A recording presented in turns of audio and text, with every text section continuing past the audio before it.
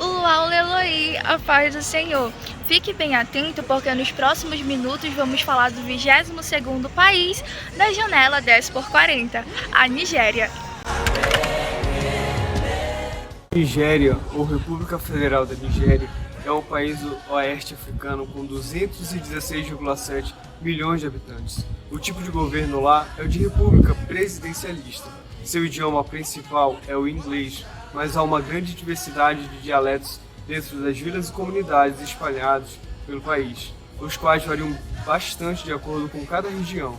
Dentre eles, alguns são o Yorubá, o Yogbo, o Hassuá e o Fulani, e entre outros. A bandeira da Nigéria é composta por duas cores. As faixas verdes da bandeira representam as florestas e a riqueza natural abundante no país, e a faixa branca, que representa a paz. Ela foi hasteada oficialmente pela primeira vez no dia da independência do país, em 1º de outubro de 1960.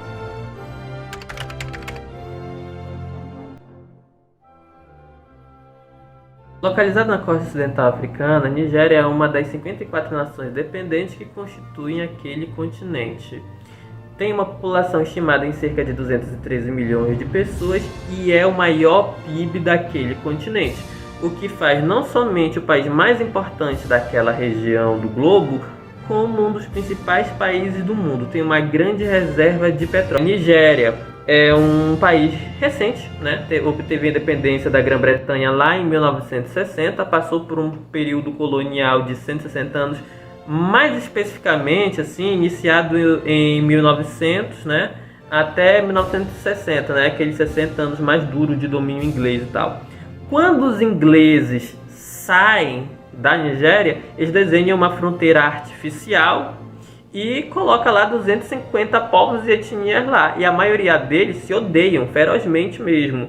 Os principais grupos étnicos que fazem parte da Nigéria são os Hausa-Fula, os Yorubás, os Ijaús e também os Igbos.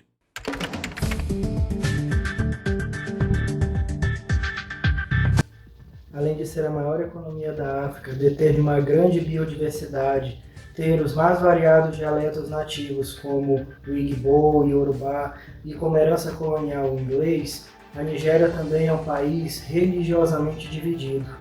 Na região norte temos a maioria muçulmana e na região sul a maioria de cristãos, principalmente evangélicos e católicos. Uma curiosidade interessante na Nigéria é que nós temos uma herança brasileira, principalmente na capital Laos, que está mais localizada na região central. Temos um quarteirão brasileiro que surgiu em 1830, por escravos repatriados vindos do Brasil. A influência brasileira se tornou tão forte nesse bairro, nesse quarteirão, que a culinária, a arquitetura e até alguns sobrenomes brasileiros ficaram presentes nas raízes dessas pessoas, como os sobrenomes Moreira, Silva e Rodrigues. E, infelizmente, devido ao neocolonialismo e à britanização da região, o português, que era uma língua muito falada nesse quarteirão, foi perdido. E essas pessoas passaram a ser conhecidos como agudas. As religiões predominantes no país são o islamismo e o cristianismo. A Nigéria ela possui cerca de 100,4 milhões de cristãos, mas que infelizmente sofrem com a opressão islâmica, a hostilidade étnico-religiosa, paranoia ditatorial, corrupção e crime organizado.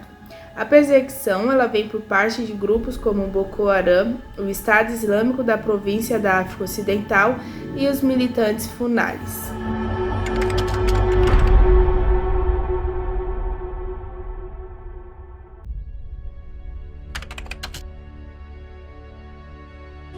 Nigeria is predominantly about 3 or 4 different cultures.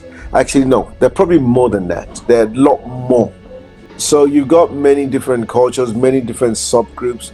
Nigeria as a whole was put together by the British Empire, and you've got 3 or 4 major backgrounds. So you've got the north, you've got the west, and the east. Right, and then now you got what you call the south. So, and then in the north you've got the Hausas, you got the Fulani. So you got a large population of Muslims, a fairly large population of Hindus, and then you got a few more people now who are migrating towards the old traditional, traditional cultural type of deities, if I'm to use the word. So that's what it. A lot of people have been discouraged by the church. Most of the governments want Nigeria to become an Islamic nation. I've got a few friends in the north. I've got a few people who are going out there to try and do some work, and I do. They're not many. They're not many, but they're there. Not many. Okay, there are a few things. Okay.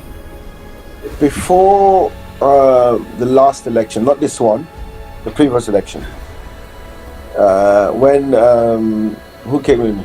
When Berlusconi came into power, right? When he came into power, I told Pastor Judo, I told him when he was still, I said to him that God said that he's given the church in Brazil 4 years to get themselves together. And if they begin to obey him the way that they want, he may extend that period. Because the next leader is not going to like the church. And that's, I said it. I said the next leader, this is what I believe God is saying. But also before that, when who was the pastor before Pastor Gideon? Yes. Yeah. The first time I came to the church was in 2010 when I came to Traditional. And I remember very clearly God speaking.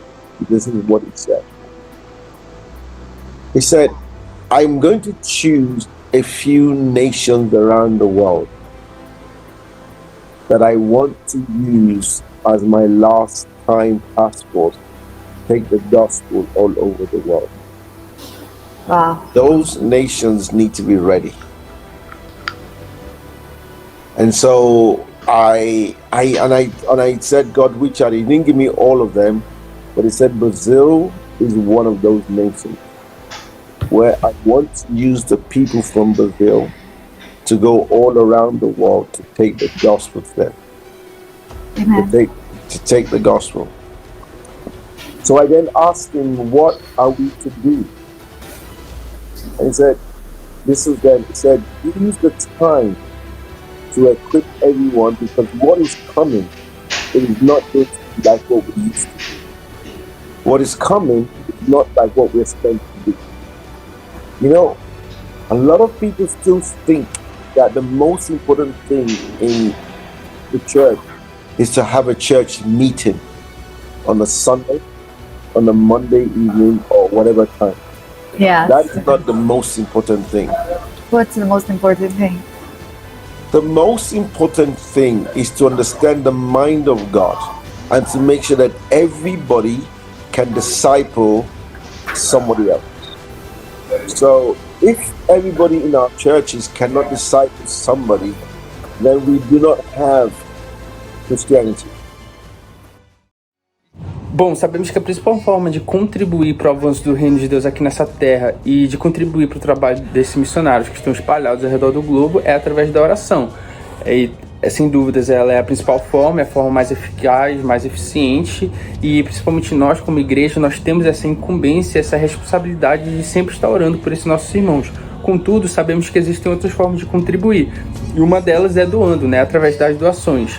Graças a Deus temos algumas formas de fazer isso, o principal delas é indo nos sites que tratam especificamente sobre isso. O principal deles é o site do Portas Abertas, é bem simples acessar e doar por lá, basta clicar no site deles, ir lá na aba Doe Agora, depois ir na aba Países e depois selecionar o país que você deseja efetuar a doação. No nosso caso da Nigéria, então procurar a Nigéria e colocar a quantia que você deseja doar. É legal destacar que o Portas Abertas faz um trabalho especial com as viúvas nigerianas, ou seja, com as mulheres que perderam seus maridos por conta da fé cristã. Então, se você quiser ajudá-las, basta procurar a aba que trata especificamente disso lá no site deles.